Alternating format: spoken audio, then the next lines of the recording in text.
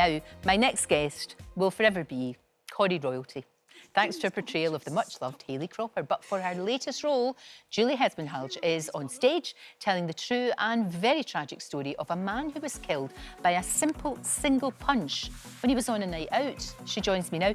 Always good to see you. Lovely to see you. This is what a remarkable story. So this guy punches somebody and it's one of those really strange situations. The fella very unfortunately died. Yeah. From one single punch. Very common thing, actually. Jeez. There's a whole organisation, One Punch, dedicated to that exact thing. And yeah, it's more common than you think. And the amazing thing about this story, it's called Punch. It's by James Graham, who of course wrote Sherwood. Fantastic writer. Every great play that's been on in the last 10 years. Fantastic. And it's a play that started in Nottingham, which is where the story is set. Right. And it's based on Jacob Dunn's autobiography, Right From Wrong. So Jacob is the person who threw the punch. And through a process of restorative justice, Joan and David, who were the victims' mum and dad, engaged in restorative justice with Jacob and started to encourage him over a very long period of time to rebuild his life.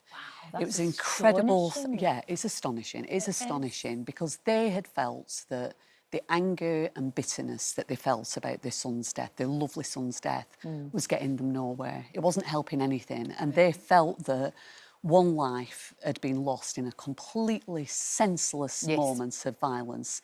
And so they wanted to make sure that two lives weren't. So it sounds like very hard and bleak material, and of course it is. It asks big questions about the criminal justice system, about the cycle of violence and forgiveness. It's a play full of humanity and compassion.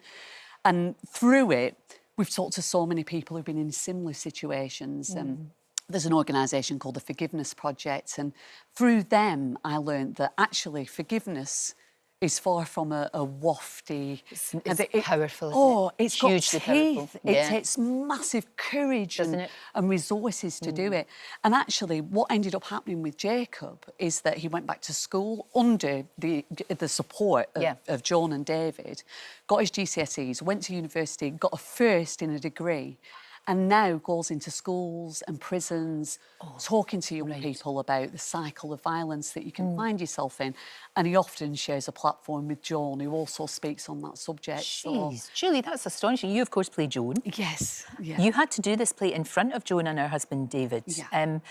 That must have been, I mean, incredible for them to be there. God, they sound like the bravest people in the world. Yeah. But that's a huge pressure in a way, because you've got to get that right. Their story, it's like, got to make sure this is so relevant and so true. Well, it feels like a huge responsibility. Yeah. And obviously, Jacob had been involved throughout because it had been based on his book. And Jacob's an incredible person. And so Jacob had been around from the very beginning of rehearsals, but it was very late on that Joan and David came to watch a run. And I have to say that was one of the hardest things I've ever had to do because it really makes you question what you're doing when you're playing out some of the worst moments of somebody's life for an audience, you know, and I know there's a greater good to come from it. Of course. But they were so gracious and so generous and have continued to be. It's such an honour.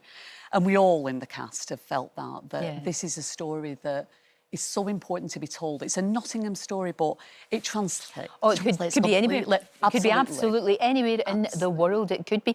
You're obviously no stranger to portraying real people. I mean, round about this time last year, Mr. Bates versus the Post Office came out, and the power of that drama, Julie, it just shows you the power of drama, doesn't it? How it can change things. Because nothing would have changed. I honestly believe nothing would have changed. And I know we're still not there yet. No. But nothing would have happened had it not been for that drama, for your performances, you and all of the cast. It's quite remarkable. I mean, it was sensational because people don't watch telly in that way anymore, you know, where everybody seemed to watch it and there was this absolute groundswell of outrage. And I mean, it's no surprise to all of us who've been banging on for years about the power of drama, the power of art to change things, that telling stories in that way, it's a way that we can we're encouraged to put ourselves in someone else's shoes. And Yeah. with Mr Bates and the Post Office, you know, over years there'd been fantastic journalism around it, but until you see Monica Dolan sitting surrounded by her receipts, tearing her hair out, and you know, you immediately go, Yeah. that could be me. Oh. And it's the same with Punch, you know, it makes you think, how would I react in this situation? I know that people go, I could never forgive the person who'd done that. And of course, that's a long process that's been facilitated by professional people. But what it talks about is about the chance to change and our capacity to change and the humanity in that. And my goodness, the world needs a bit of that at the moment. Oh, doesn't it? Doesn't it just? You're 100% right. And I know how fierce a campaigner you are, because you know we're facing all sorts of cuts right now. Yeah. And sadly, it's the arts. You know, I know it's grandly called the arts, but we're talking about things like theatre and libraries and museums and all of these really important things that I know you and in are schools fighting as well. for, which we need to, we really do. Absolutely. And I think there's this misconception that the arts are sort of like somebody else. Yes, for somebody else and for posh people. We all watch telly. We all watch Mr Bates versus the Post Office. You know, the audiences that came to see Punch in Nottingham were people from Nottingham, from all walks of life, who completely responded to it. We'd have a talking circle afterwards where we'd talk about the issues in the play. Hundreds of people would stand outside, you know, wanting to engage with That's it. incredible. It's so important that we tell stories that reflect the world that we're living in. And I have to say thank you to you for Hayley.